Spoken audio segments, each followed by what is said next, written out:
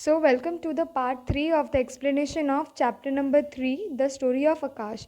As we already seen in part 2 that के रामू अकेले चलते हुए जा रहा था, उसे कुछ लोग फॉलो कर रहे थे, जिससे डर के वो एक थिक बुश के पीछे जाके छुप के बैठ गया और वहाँ पे वो किसी चमत्कार का इंतज़ार कर रहा था। और उसी टाइम पे सूर्य ग्रहण हो चुका था, स्टार्ट हो चुका था, तो उसका वो मिरेकल यानी चमत्कार हो चुका था। Ramu was too scare to even look up at the sky. Ramu को भी डर लग रहा था आसमान की तरफ देखने पर भी। He heard the robbers right next to him as he peered from the corner of his eyes. अपनी आंखों के कानी तिरछी आंखों से जब वो देख रहा था तो उसको चोर दिख रहे थे। और oh dear he thought the sky has become dark, this must be the eclipse. और वो सोचता है कि अभी हर जगह डार्कनेस हो चुकी है, इसका मतलब है अब एक्लिप्स स्टार्ट हो चुका है, जिससे हमारा रामू और ज़्यादा क्या हो जाता है, डर जाता है।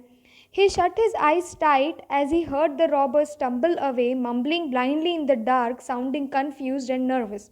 उसने अपनी आंखें एकदम टाइटली बंद कर दी और वो रॉबर्स को स्टम्बल यानी वहाँ से जाते हुए और एक दूसरे से कुछ बातें कर रहे थे, मम्बल कर रहे थे, मम्बलिंग यानी एक दूसरे से बातें कर रहे थे, और वो डार्कनेस में एकदम आगे आगे वो चलते हुए वहाँ से निकल गए।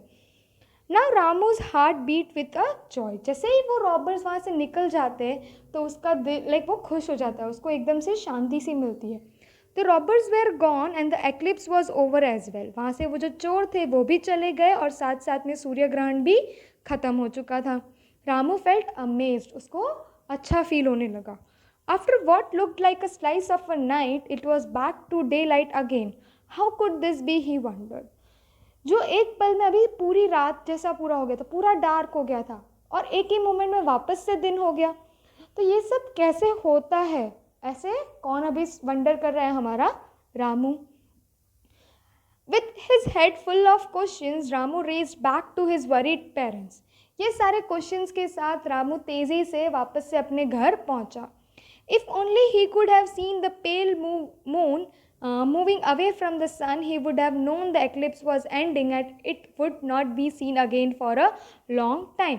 अगर रामू ने एक बार भी अगर ऊपर यानी आसमान में देख लिया होता तो उसको पता चलता कि किस तरीके से मून सन के पास से निकल रहा है, तो उसके सारे क्वेश्चंस आंसर हो जाते और उसको पता चलता कि सोलर एक्लिप्स अब ख़त्म हो रहा है और अभी उसको लंबे टाइम तक सोलर एक्लिप्स वापस से देखने को मिलेगा नहीं। That night Ramu lay on a charpoy in his open courtyard. अपने ओपन कॉर्टयार्ड में रामू खटिया डाल के सोया हुआ था। He gazed at the countless stars that sparkled in the inky black sky and then he talk to me. वो देख रहा था, वो आसमान की तरफ देख रहा था कि पूरा स्काई कैसा अब हो चुका है, रात हो चुकी है, तो एकदम ब्लैक हो चुका है और साथ साथ में पूरे स्काई में अनगिनत तारे।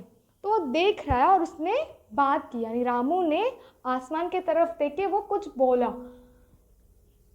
टू मी का यहाँ पे कंसर्न है बेटा आसमान यानी आकाश। It was one sided conversation because I could not reply. और यहाँ पे आकाश यानी आसमान कह रहा है कि वो एक साइडेड कन्वर्जेशन थी, एक साइड से एक इंसान बोल रहा था, एक तरफा बात थी। क्यों? क्योंकि मैंने सामने जवाब दिया नहीं। ऐसा कौन बोल रहा है? स्काई बोल रहा है। Any how this is what he said, I wonder what is up there so far away, so many stars, the moon, the sky, the sun, how would they look from a close distance? Someday I want to go up and find out. यहाँ हमारा रामू क्या बोलता है?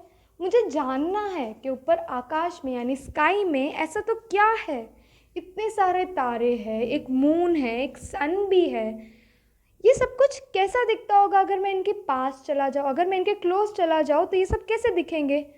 मैं एक दिन ज़रूर मैं जानना चाहूँगा ये सारी बातें, मैं वहाँ ऊपर जाऊँगा यानी स्काई पे जाके मैं सारी बातें जानूँगा। ऐसा कौन कह रहा है यहाँ पे? हमारा छोटा Ramu. Okay, it is the little children like Ramu and their very big dreams that are so special about mother earth. Mother earth की सबसे अच्छी स्पेशलिटी, सबसे बड़ी स्पेशलिटी क्या है? रामू जैसे छोटे बच्चे और उनके इतने बड़े बड़े सपने।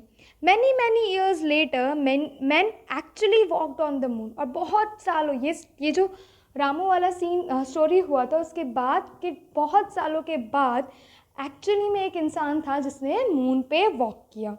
Now gadgets which the human call satellite whiz by me. और जो एक गैजेट है जिसको ह्यूमंस यानी इंसान उसे सैटेलाइट बोलते हैं, वो मेरे आसपास क्या करती है, वो घूमती रहती है. They have telescopes, cameras, computers and sometimes even humans on them. उनके जो सैटेलाइट्स होते हैं उसके अंदर टेलीस्कोप्स लगे होते हैं, कैमराज लगे होते हैं, कंप्यूटर्स होते हैं, और कभी कभी तो इंसान खुद स्काई पे ट्रैवल करते हैं.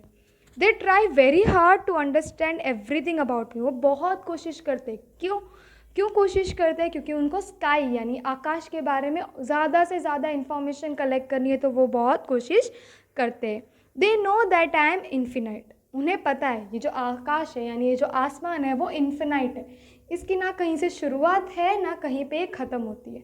सिंपल सी सही सी बात है ना. आसमान आपको पता है कहीं पे ख़त्म होता है? नहीं ना, ये हर जगह ही है. I know humans will keep discovering more and more about me. I'm waiting and watching for every such discovery.